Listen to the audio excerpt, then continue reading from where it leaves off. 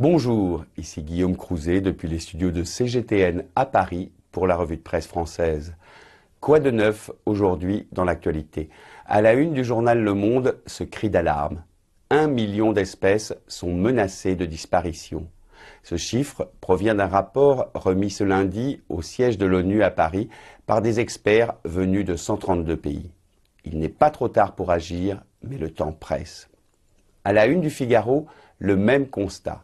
En détruisant et surexploitant les milieux naturels, l'homme est le principal responsable de cette destruction massive. Peut-on encore sauver la grenouille des champs, le lynx boréal ou l'anguille européenne? La disparition de nombre de ces espèces serait une catastrophe pour l'humanité. À titre d'exemple, les 3/4 de l'agriculture mondiale dépendent du phénomène de pollinisation effectué par les insectes et les oiseaux.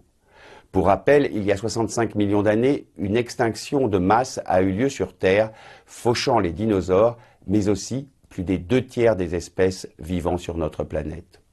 Les formes de vie les plus menacées à court terme, 19% des reptiles, 25% des mammifères et 41% des amphibiens. Autant d'espèces dont les territoires naturels s'amenuisent tellement que les experts les qualifient de morts ambulants. La biodiversité n'est pas seulement la question de leur survie, mais aussi de la nôtre. Les experts sur ce sujet se réuniront à nouveau en Chine en 2020 pour indiquer les mesures indispensables à prendre et éviter cette catastrophe annoncée. Un sujet plus léger pour continuer cette revue de presse. Libération est allé visiter le magasin Ikea qui vient d'ouvrir ses portes au cœur de Paris. C'est le 34e magasin en France du géant suédois roi du meuble en kit, mais le premier qui ouvre en centre-ville. Installé à proximité de la place de la Madeleine, l'endroit est 4 fois plus petit que d'habitude, mais déploie tout de même plus de 5000 m² sur 2 niveaux.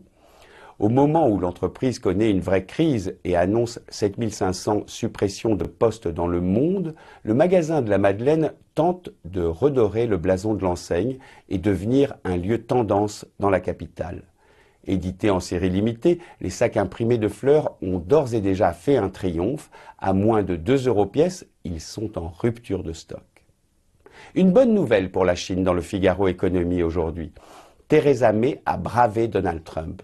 Le Royaume-Uni ouvrira bien ses réseaux 5G à Huawei, prenant le risque de froisser les États-Unis qui accusent le fabricant chinois d'espionnage.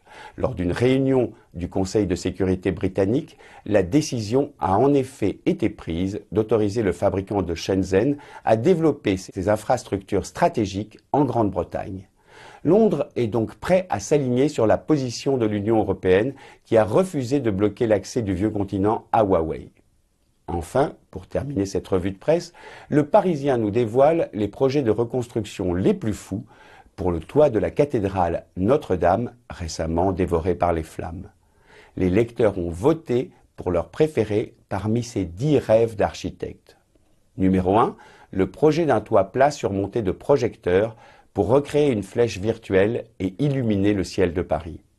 Numéro 2, un toit tout en vitrail conçu par l'artiste brésilien Alexandre Fantozzi et qui lui aussi serait bien sûr éclairé à la nuit tombée. Enfin, en 3e position, le studio NAB propose d'installer au sommet de la cathédrale une serre ouverte au public. Pur fantasme ou possible réalité? En tout cas, ces projets font rêver. C'était Guillaume Crouzet depuis les studios de CGTN à Paris pour la revue de presse française.